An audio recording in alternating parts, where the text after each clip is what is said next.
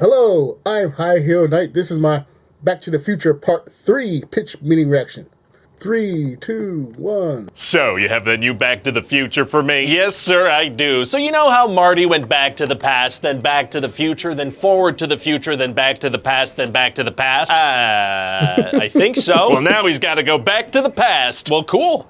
Cool. Yeah, see, the Doc got sent back to 1885, so Marty goes to see 1955 Doc for help. Okay. And they find out that Doc frickin' dies in 1885, shot in the back by Buford Tannen over a matter of $80. How do they find that out? Well, I mean, it's written on the tombstone. Do they usually write on tombstones how the person died? Yes, sir, that's how most murders are solved. The cops just check the tombstone to see what happened. Is that how police work works? So Marty and the Doc get the DeLorean up to 88 miles per hour and send Marty back to the past. But didn't Doc get sent back there without having gone 88 miles per hour? Yeah, but now you gotta do it again for some reason. Oh, okay. So he heads back into the past, into the desert, and there are like a bunch of Native Americans, so he's like, Indians! Is that offensive? I don't care. So he tries to hide from them, but then he gets attacked by a bear. In the desert? One of those desert bears. Unexpected bears are tight. So Marty runs away and winds up on his Irish ancestors' property. Wow, what are the odds of that?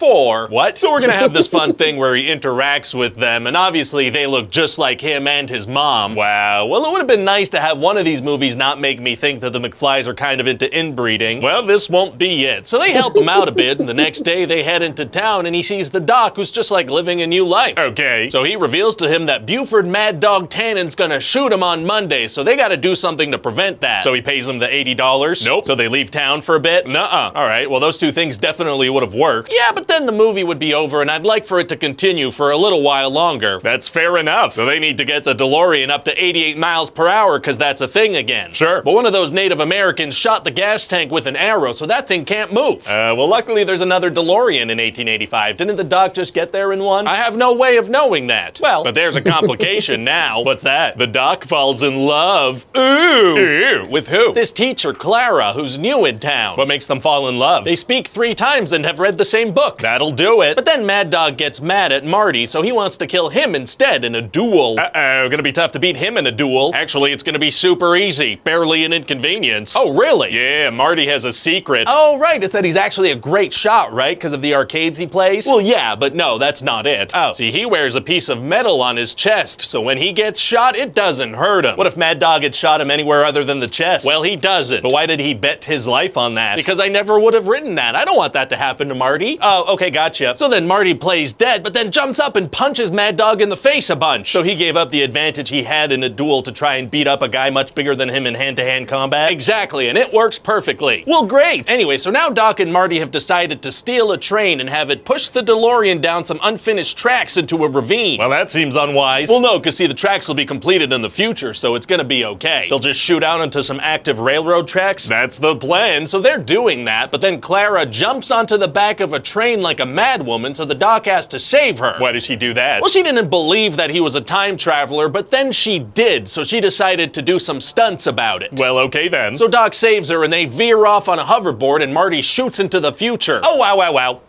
Wow, but he shoots onto some train tracks, so he almost gets killed by a train. Yeah, it seemed like that might happen. So now the DeLorean is destroyed, which is what the Doc wanted. Well, great. So Marty goes to get Jennifer, who he had left unconscious on a porch swing. Oh, right. In which timeline did he leave her on that thing? There's no way for me to know that either, so they go check out the wreckage of the DeLorean on the train tracks. Did nobody investigate that or clean it up at all? Nope, and then the Doc shows up on a train version of a time machine, and he's got Clara with him, and their 2 kids who point at their own crotches sometimes. How did he know Marty would be there? Unclear. I thought you just said he wanted the time machine destroyed. Why'd he build another one? So we can see him one last time before the credits roll. Oh, okay, gotcha. And so that's about it. What do you think? Well, it sounds like a classic trilogy. Maybe we can make more someday. Never. All right, well, maybe somebody else will take up the mantle of old scientist and teenager go on adventures. Oh, goodness. I hate that show. I hate it. I hate it. Hi, this is Ryan George from The Thing You Just Watched. Please enjoy this slideshow from The Thing You Just Watched. Started. I refuse to watch that program. Even my brother, he recommends it, which he really enjoys television stuff, but still, no, I will refuse to watch Rick and Morty.